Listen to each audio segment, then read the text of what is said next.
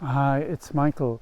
Today's subject is that if you believe in God, if you truly believe in God, then the trust in the absolute divine justice automatically follows or should follow, and this is going to be explained shortly. It is said, and it is quite obvious, then that many people consciously believe that life is not fair, and in addition to it, the human mind subconsciously believes that God is judgmental, angry, resentful, revengeful, punishing, and all that. So yes, your subconscious mind believes that, and it can be said with such certainty because hundreds of hours of neuro-emotional technique have been done in this life, and they clearly revealed that's how the human mind operates. And as well, it's quite obvious from pure observation of the world. And as well, enlightened people, highly evolved spiritual teachers tell us that, so it all jives, it all agrees. Of course, the belief that life is unfair, or that God is unfair, or that God is judgmental, angry, resentful, punishing, promising, favoring this people or that people, that is all nonsense, it's all bullshit. And as Dr. David Hawkins very nicely explained and shown, this all comes from the evolution of the ego that has evolved from the animal, or that has evolved throughout the animal kingdom, and the ego belongs to the animal kingdom, could be said, and obviously this applies to the human ego as well. So we need to be aware of this, and this also connects with the really strange and odd thing that many people are afraid of angels, afraid of God, which is an utter oxymoron, oddity, because angels and the messengers of God, so to speak, and God are divine love, or they are harmonious with divine love. So why would anybody be afraid of love? True love, not just emotional love as we refer to it in this world. And of course it goes back to the ego and how the ego operates. It's not our fault, we don't have to feel guilty about it. It's just part of how the ego works.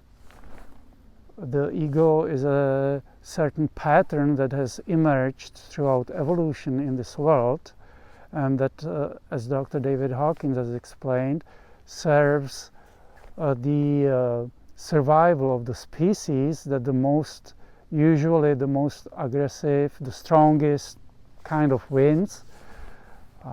But when it applies to spiritual evolvement and maturity and healthy, loving life, that has to be transcended and put aside, because that is an anchor that is not helpful to that kind of stuff.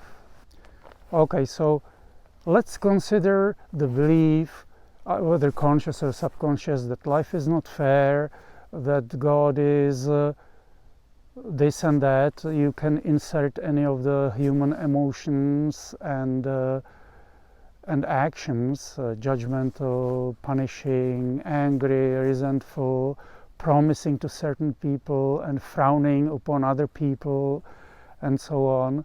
Let's consider that. So in the light of this, in this context, now consider the following.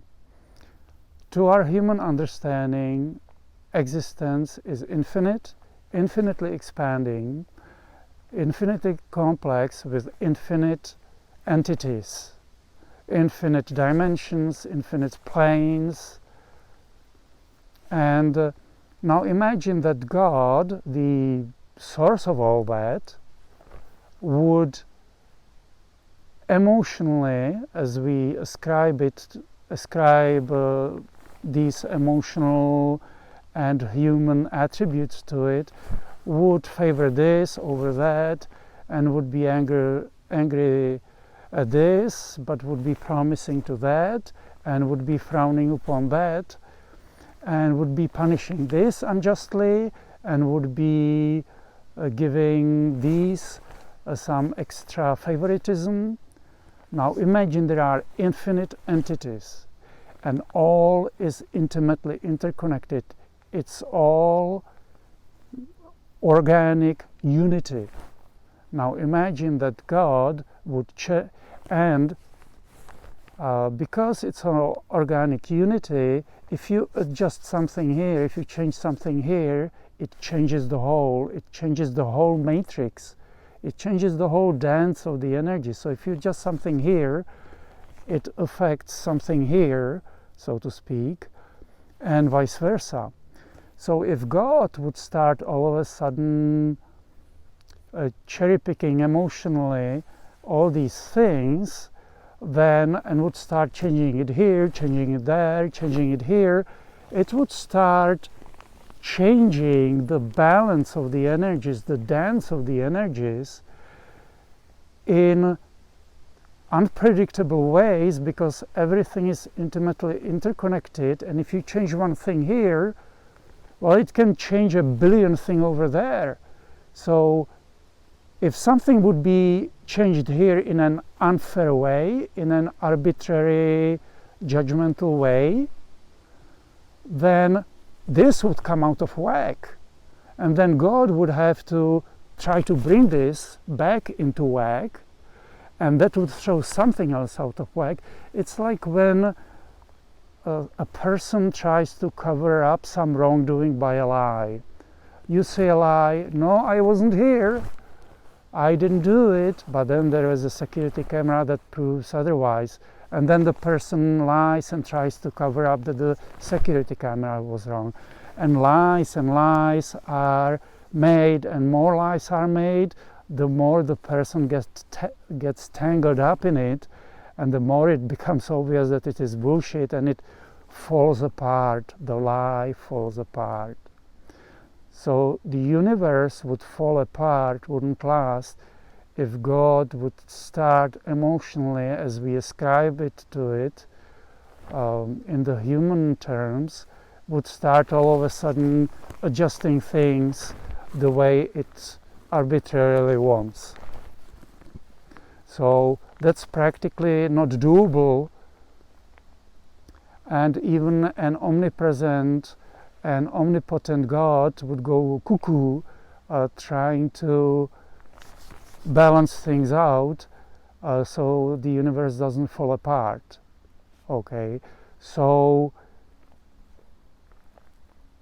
there is an absolute divine justice, and if we cannot see why things are right now, it's because the visible world, what we can see with our five senses plus our intellect, is extremely limited, and we cannot see into our previous lives on this planet. We cannot see into all our choices. All that happens comes out of the alignment of the energies, which, as it is said and as it is obvious, comes out of our choices, what we choose, what we align with, what our will is. Okay, so if you see a little innocent girl being taken advantage of by an adult, as horrible as it may seem, may seem in this world, and in a way it is horrible, then it is a consequence of something that has happened in the so-called past, and that is the consequence of that. And the person is experiencing it as a learning tool to realize that what was done in the past, most likely something similar, the person did it to somebody else. So to experience that, yeah, that's not a nice thing to do to others. Now I can feel how it is. It's not nice. And let's move beyond that. Let's embrace peace, love, and good health rather than those kind of violent actions. Okay, so again, if you have any questions or concerns about your life or about loved ones around you, you can use neuro-emotional technique, NET, which is practiced by specially trained doctors, many of them chiropractors, and that can reveal the hidden contributors to why certain things are in your life as they are. Okay, and because life and God is absolutely just and absolutely loving, and as Dr. David Hawkins was frequently saying, the God is light, as in sunlight that shines equally upon all. It is up to the manifested people, manifested entities, whether they want to accept the light or not. So this is all for this talk. If there are any questions or comments, they can be left below the video. Wishing you a healthy and joyful life. Michael out.